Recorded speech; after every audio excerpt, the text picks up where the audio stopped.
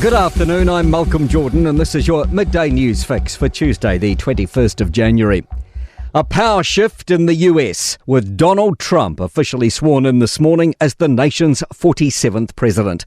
He claims the US is entering its golden age. America will reclaim its rightful place as the greatest, most powerful, most respected nation on earth, inspiring the awe and admiration of the entire world. Trump has outlined his priorities, including ramping up oil drilling, overhauling trade and cracking down on migrants. He says he wants to take back Panama and rename the Gulf of Mexico Gulf of America.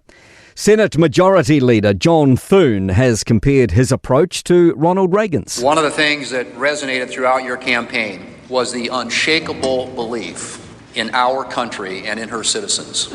You remind us of everything that's possible in America. Meanwhile, Nelson's mayor is fact-checking Trump's inauguration speech, again wrongly claiming that Americans split the atom. Kiwi Ernest Rutherford was the first person to initiate an artificial nuclear reaction in 1917.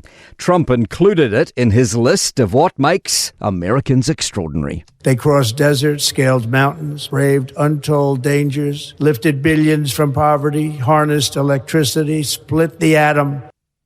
Trump made the same claim in 2020. Mayor Nick Smith says he's surprised and he'll invite the US ambassador to Nelson to visit the Lord Rutherford Memorial.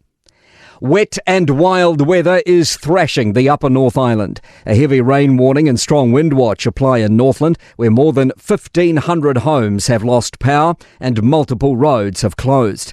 130 millimetres of rain was recorded overnight in Kaio, and the rivers hit a warning level. Auckland and the Coromandel also have similar warnings and watches. Met Services' Alec Holden says Tairāwhiti is in for heavy rain later today. They are expecting between 80 to 100 millimetres of rain, especially north of Gisborne City. The Prime Minister is setting a clear focus for incoming Economic Growth Minister Nicola Willis. Chris Luxon says the government's got an idea of how they want to drive economic growth. There's 5 things that we've got to do in our economic growth plan. Obviously, world-class education. We've got to get quality infrastructure in place, have much more science, technology and innovation, get rid of red tape, stronger international connections. An insolvency expert says liquidations aren't as high as in 2008's global financial crisis. We had 2,500 liquidations last year and company receiverships were at a 13-year high. BWA Insolvency says Inland Revenue seems to expect companies to pay taxes or die, which it deems appropriate. To sport.